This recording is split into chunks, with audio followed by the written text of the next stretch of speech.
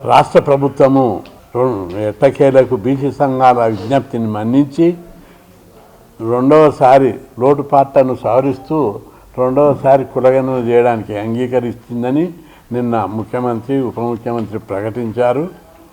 ప్రభుత్వం ఈ దఫ జరిగే కులగణన లోపల పకడ్బందీగా జరపాలి, ఏ లోపాలను వాటిని సరిదిద్దాలి అని చెప్పి డిమాండ్ చేస్తున్నాం. ఇదే సందర్భంగా అసెంబ్లీలో 42% లోకల్ బాడీ విద్యా ఉద్యోగాలలో రిజర్వేషన్లు పెంచుతూ చట్టం చేసి కేంద్రానికి పంపుతామని చెప్పి ముఖ్యమంత్రి గారు ప్రకటించడం దాన్ని స్వాగతిస్తున్నాం. ఇది బీసీల పోరాట విజయం. ఎందుకంటే బీసీ ఉద్యమం రాష్ట్రంలో బలంగా ఉన్నందునే ఈరోజు ప్రభుత్వాలన్నీ పార్టీలన్నీ పోటీ పడి రిజర్వేషన్లను పెంచడానికి అంగీకరించారు. దానికి గట్టి కార్యక్రమం కూడా పునాదులు వేస్తున్నారు. కేంద్ర ప్రభుత్వం విజ్ఞప్తి చేసి అఖిలపక్షాన్ని తీసుకుపోయి రాజ్యాంగ సవరణ కోసం ప్రయత్నం చేస్తామని చెప్పి ముఖ్యమంత్రి ప్రకటించారు. అందుకు అభినందిస్తున్నాము, స్వాగతిస్తున్నాం. అయితే కులగణన విషయం లోపల గతం లోపల పొరపాట్లు పెద్దగా జరిగింది. 4% వరకు పొరపాటు జరిగింది. ఎందుకంటే రాష్ట్ర ప్రభుత్వం చేసిన కులగణనలో టోటల్ ప్రభుత్వ యంత్రాంగాన్ని మోహరించలేదు. పటిష్టంగా ఇల్లు తిరిగి ఊళ్ళలో దండోర వేయించి వేరే వలస పోయిన వాళ్ళను విదేశాలకు పోయిన వాళ్ళ మొత్తం వివరాలను వాళ్ళు సేకరించలేదు.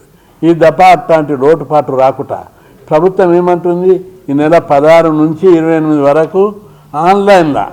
అరే ఆన్లైన్ ఎవరిస్తారు? ఆన్లైన్లో ఊళ్ళల్లో ఉన్న వాళ్ళకి చదువు రాదు, ఆన్లైన్లో వాళ్ళు సేకరిస్తారా? ఇది పద్ధతేనా? ఆన్లైన్లో టోల్ ఫ్రీలో ఆన్లైన్ టోల్ ఫ్రీని కాలేజీ పిల్లలే సరిగ్గా చేయరు. ఊళ్ళల్లో ఉన్న ప్రజలు రెండవది ఈసారి కులగణన పాల్గొన్న వారు చాలా రకాలుగా ఉన్నారు. ఒకటి తమ పూర్తి ఆస్తి వివరాలు చాంతాల దాకా 70 కేంద్ర ప్రభుత్వం ఇచ్చే జనగణనలో 35 కాలమ్స్ ఉంటే రాష్ట్ర ప్రభుత్వం మొత్తం పెద్ద చాంతాల దాకా న్యూస్ పేపర్ అంత పెద్దగా పెట్టి 76 కాలమ్స్ తోటి సర్వే చేశారు. చాలామంది వాళ్ళ వివరాలు అడుగుతుంటే భయపడే వ్యక్తిగత విషయాలు, రహస్య విషయాలు, ఎంతమంది పెళ్ళాలు, ఎన్నిండు ఉన్నాయి, ఇవి అవి సేకరించేది. అందుకే చాలామంది పాల్గొని ఉండేది. ఇప్పుడు వ్యక్తిగత విషయాలు పక్కకి పెట్టి ఏం కులం, ఏ ఊరు, ఎంతమంది ఉన్నారో అంతవరకే పరిమితం చేయాలి. అందుకే గతంలో జరిగిన పొరపాట్లను దృష్టిలో పెట్టుకొని నిపుణులతో చర్చించి ఎలాగూ ప్రభుత్వం ముందుకు వచ్చేది రీసర్వే చేయడానికి, ప్రెస్టేజ్గా తీసుకోకుండా ఇప్పుడు సర్వేల రాష్ట్ర జనాభాలో 3,50,00,000 మంది ఇచ్చారు. కానీ రాష్ట్రంలో ఇప్పుడు అనేక పద్ధతుల ద్వారా సేకరించిన సమాచారం ప్రకారము 4 కోట్లకు పైగా ఉన్నారు. ఉదాహరణకు ఆధార్ ప్రకారం చూసినట్టయితే 2022 సంవత్సరంలో ఆధార్ ప్రకారం 3,80,00,000 మంది ఉన్నారు. ఈ 2 నెలల్లో ఇంకా కొన్ని వివరాలు తప్పు సేకరించడం చేస్తే 4 కోట్లకు పైగా ఆధార్ వల్ల రాష్ట్రంలో ప్రజలు ఉన్నారని తెలుసు. అదేవిధంగా కాలేజ్ పిల్లలు ఓటర్ల వివరాలు ఎవరు? ప్రభుత్వ లెక్కలేవి. ఓటర్ల సంఖ్య ఆధారంగా చూస్తే ఓటర్లు 3,50,00,000 పైగా ఉన్నారు. ఇప్పుడు స్కూల్ పిల్లలది, కాలేజ్ పిల్లలది ఓటర్ లిస్ట్ ఉండాలి. స్కూల్ పిల్లలు, కాలేజ్ పిల్లలు ఇంటర్మీడియట్ వరకు లెక్కలు తీస్తే 67 లక్షల మంది ఉన్నారు. చిన్నపిల్లలు మళ్ళీ 5-6 లక్షలు పెట్టుకో, మొత్తం 3,10,00,000 మంది. ఓటర్ల ప్రకారం దృష్ట్యా 3,10,00,000, ఆధార్ ప్రకారం దృష్ట్యా 3,10,00,000. ఈ జనాభా గణన బర్త్ రేటు లెక్క పెట్టుకొని జనన మరణాలు 2011 తీసిన లెక్కల ప్రకారం తీస్తే కూడా 4 కోట్లకు పైగా ప్రజలు ఉన్నారు. ఇప్పుడు తీసే లెక్కల్లా 4 కోట్లకు పైగా ప్రజల లెక్క టోటల్ రావాలి. అందులో బీసీలు ఎంతమంది అని రావాలి. అట్లా కాకుండా తూతూ మంత్రం చేస్తే మళ్ళీ రేపు ప్రాబ్లమ్స్ వస్తాయి. అందుకే ఇప్పుడు నిపుణులతో చర్చించి ఏ ఒక్కటి మిస్యూజ్ కాకుండా ప్రభుత్వం నిపుణులతోటి, బీసీ సంఘాలతోటి, ఎక్స్పర్ట్స్ తోటి అందరితోటి వివరాలు సేకరించి ఏ విధంగా ఒక్కటి కూడా పొల్లుకోకుండా ఎట్లా సేకరిస్తామనే దాని మీద ముఖ్యమంత్రి గారు చొరవ తీసుకోవాలి. అప్పుడే కరెక్ట్ బీసీ జనాభా లెక్కలు వస్తాయి. ఈ నెల 25న బెంగళూరులో బీసీలకు జాతీయ స్థాయి ఓబీసీ సెమినార్ జరపాలని నిర్ణయించడం జరిగింది. ఓబీసీ సెమినార్లో వివిధ రాష్ట్రాలకు చెందిన ప్రొఫెసర్లు, ప్రముఖులు, రాజకీయ నాయకులు, ఎంపీలు పాల్గొంటారు. ఎందుకంటే ఓబీసీలకు జాతీయ స్థాయిలో మన కేంద్రంలో ప్రత్యేక మంత్రిత్వ శాఖ పెడతాము, ఆ ప్రభుత్వం అంగీకరించింది. అది అదేవిధంగా మన రాష్ట్రంలో ఉన్నట్టు స్కాలర్షిప్లు, ఫీజు రియంబర్స్మెంటు, హాస్టళ్ళు, గురుకులాలు అన్ని రాష్ట్రాల్లో పెట్టాలని, అన్ని రాష్ట్ర ప్రభుత్వాల మీద ఒత్తిడి తేవాలని అక్కడ జాతీయ స్థాయి ఓబీసీ సెమినార్ పెట్టడం జరిగింది. ఈ సెమినార్ను విజయవంతం చేయాలని నేను విజ్ఞప్తి చేస్తున్నా. అదేవిధంగా జనాభా లెక్కల రీసర్వేకు ప్రభుత్వం బాగా పబ్లిసిటీ ఇవ్వాలి. ప్రభుత్వ యంత్రాంగాన్ని పూర్తి స్థాయిలో మోహరించాలి, వినియోగించాలి. టీచర్లను, క్లర్కులను, గ్రామ సర్వే విఆర్ఓలను, విఏలను, విఆర్ఏలను పూర్తి స్థాయిలో వివరించి ఒక్కడి కూడా మిస్ కావద్దు. ఆధార్కు, ఓటర్ లిస్టుకు టాలీ అయ్యే విధంగా లెక్కలు రావాలని, ఆ విధంగా సేకరించాలని చెప్పి ప్రభుత్వాన్ని నేను డిమాండ్ చేస్తున్నా. ఇప్పుడు మేము ప్రోగ్రామ్స్ ఇచ్చాం, ఉద్యమాలు చేస్తున్నారు మనోళ్ళు. ఈ ఉద్యమాలు చేస్తున్నారని నీళ్లుదలది కాకుండా పక్కగా అసెంబ్లీలో పెట్టి లోకల్ బాడీ రిజర్వేషన్లు 42తో పాటు విద్యా ఉద్యోగాలలో కూడా 42% ఇస్తానని చెప్పారు. ఆ బిల్లు పెట్టి జాతీయ స్థాయిలో తెలంగాణ ఆదర్శంగా నిలబడాలని చెప్పి నేను డిమాండ్ చేస్తున్నా. ఇక అదేవిధంగా బీసీలకు వచ్చే బడ్జెట్ లోపల కూడా 20,000 కోట్లు కేటాయించాలని, బీసీలకు రుణాలు ఇవ్వాలి, సబ్సిడీ రుణాలు ఇవ్వాలి, కాలేజ్ హాస్టళ్లకు సొంత భవనాలు నిర్మించాలి. దాని మీద రాష్ట్ర ప్రభుత్వం చొరవ తీసుకోవాలని చెప్పి విజ్ఞప్తి చేస్తున్నారు.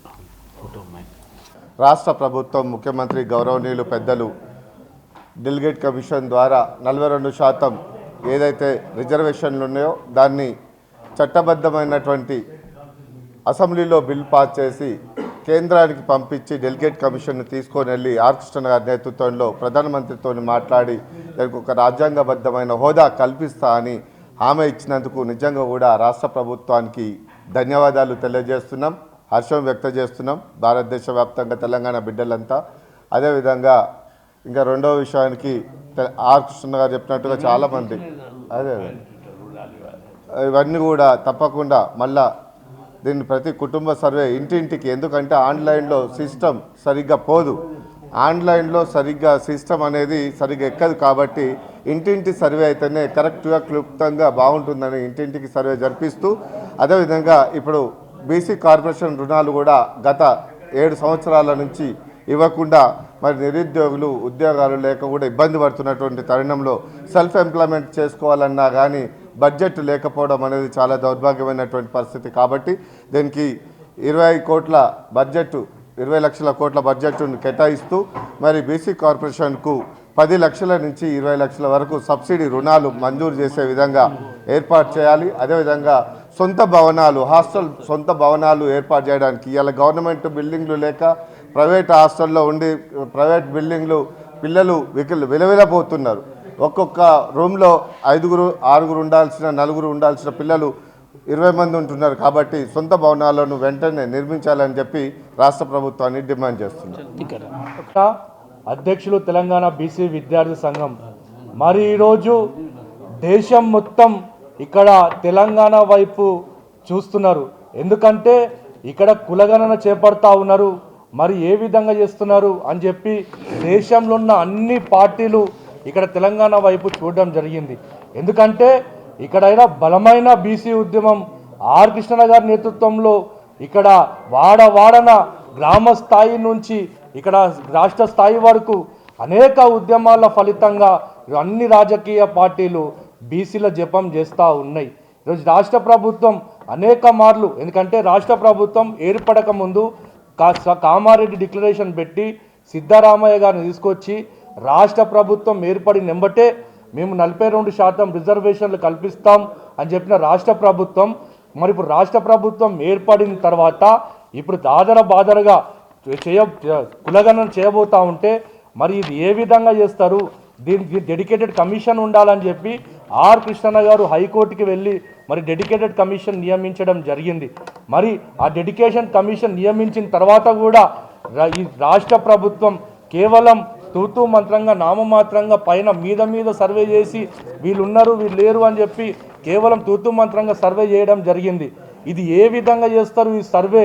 మరి ఈ సర్వే వల్ల అణగారిన 77వ స్వతంత్ర భారతదేశంలో ఈ అణగారిన వర్గాలకు ఇప్పటికే విద్యాపరంగా, ఉద్యోగపరంగా, రాజకీయ పరంగా, రిజర్వేషన్ల పరంగా అన్ని పరంగా అన్యాయం జరిగినాయి.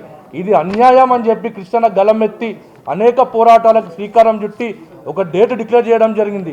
తాడో పేడో తెలుసుకోవడానికి రాష్ట్ర ప్రభుత్వం స్పందించి లేదు మేము మళ్ళీ రీసర్వే చేస్తాం, మేము సరిదిద్దుకుంటామని చెప్పినందుకు రాష్ట్ర ప్రభుత్వానికి ఈ బీసీ సంఘాల పక్షాన హర్షం వ్యక్తం చేస్తూ ఉన్నాం.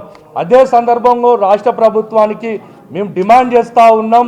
రాష్ట్ర ప్రభుత్వం ఏ విధంగా అయితే గతంలో కేసీఆర్ గారు సర్వే చేసినప్పుడు ఒకరోజు హాలిడే డిక్లేర్ చేసారో ఆ విధంగా హాలిడే డిక్లేర్ చేయాలి. మరి అట్లా అదే విధంగా ప్రతి గ్రామంలో డెడికేటెడ్ సెంటర్ ఏర్పాటు చేయాలి. కులగణన చేసిన తర్వాత రాష్ట్ర ప్రభుత్వం ఎక్కడిదక్కడ మండల కేంద్రాలు, డివిజన్లు, కాన్స్టిట్యున్సీలో వారి జనాభా లెక్క బహిర్గతం చేయాలి. ఇంకో రాష్ట్ర ప్రభుత్వం 80 కాలమ్స్ మీకు ఎందుకు? గతంలో రాష్ట్ర ముఖ్యమంత్రి ఏమన్నాడు? ఈ సర్వే చేసేటప్పుడు మీకు వ్యక్తిగత వివరాలు మీకు ఎందుకు, ఎవరు ఆస్తులు ఎన్ని ఉన్నాయి, ఎవరికి ఏమున్నాయి అని చెప్పి రాష్ట్ర ముఖ్యమంత్రి గారే ఎవరైనా తలకాయ మీద మెడకాయ ఉన్నోళ్ళు ఏమైనా అడుగుతారా అని చెప్పి రాష్ట్ర ముఖ్యమంత్రి గారే అడగడం జరిగింది. మరి ఇప్పుడు 80 కాలంలు పెట్టి అదే ముఖ్యమంత్రి గారు ఎందుకు బీసీలను, అణగారిన వర్గాలను ఈ సర్వేలో పాల్గొనకుండా చేస్తూ ఉన్నారు? కాలమ్స్ తగ్గించండి, కేవలం మీకు ఏది కావాలో అదే తీసుకోండి అని చెప్పి కూడా రాష్ట్ర ప్రభుత్వాన్ని డిమాండ్ చేస్తూ ఉన్నాం. ఎందుకంటే తమిళనాడు 9th షెడ్యూల్లో పెట్టి ఏ విధంగా అయితే మనకు రిజర్వేషన్లు కల్పిస్తూ ఉన్నారో అదే విధంగా తెలంగాణలో కూడా ఎటువంటి అడ్డంకం రాకుండా ఇక్కడ కూడా రిజర్వేషన్లు కేటాయించాలి. లేని పక్షంలో లేదు మేము కేంద్ర ప్రభుత్వానికి పంపించేసినాం, మాకు సంబంధం లేదు అని చెప్పి ఏదో విధంగా తప్పించుకునే ప్రయత్నం చేస్తే మాత్రం రాబోయే రోజులలో రేవంత్ రెడ్డి పీఠాలు కదిలే విధంగా ఆర్ కృష్ణ గారి నేతృత్వంలో బీసీ ఉద్యమాలు ఉంటాయని చెప్పి రాష్ట్ర ముఖ్యమంత్రి హెచ్చరిస్తూ ఉన్నాం. ఒక పక్కన రాజకీయంగా నష్టపోతూ ఉన్నాం, ఒక పక్కన అన్ని విధాలుగా నష్టపోతూ ఉన్నాం. చదువుకుంటామంటే మాకు స్కాలర్షిప్లు ఇయ్యరు. ఇప్పుడు అకాడమిక్ ఇయర్ పూర్తవుతూ ఉంది, కాలేజ్ యాజమాన్యాలు తేల్చి చెప్తా ఉన్నారు ఎవరైతే ఫీజు కట్టారో వాళ్ళకి మాత్రమే హాల్ టికెట్లు ఇస్తా అంటే విద్యార్థులు కిడ్నీలు అమ్ముకునే పరిస్థితి ఉంది, రక్తాలు అమ్ముకునే పరిస్థితి ఉంది, రోజువారీ కూళ్ళకు పోయే పరిస్థితి ఉంది. కాబట్టి రాష్ట్ర ప్రభుత్వం తక్షణమే స్పందించి మా విద్యార్థుల స్కాలర్షిప్లు కూడా మంజూరు చేయాలి. అదేవిధంగా కాలేజ్ హాస్టళ్లకు సొంత భవనాలు కట్టాలని రాష్ట్ర ప్రభుత్వాన్ని డిమాండ్ చేస్తూ ఉన్నాం. ఎందుకంటే కార్పొరేట్ స్థాయిలో బిల్డింగ్ కట్టాలి. మీరు చేయాల్సింది మూసి ప్రక్షాళన కాదు, సంక్షేమ హాస్టల్ విద్యార్థులకు సొంత భవనాలు కట్టాలి, కార్పొరేట్ స్టైల్లో ఉండాలి, మంచాలు కట్టాలి. ఎందుకంటే అక్కడ IAS ఆఫీసర్లు తయారవుతారు, కలెక్టర్లు తయారవుతారు.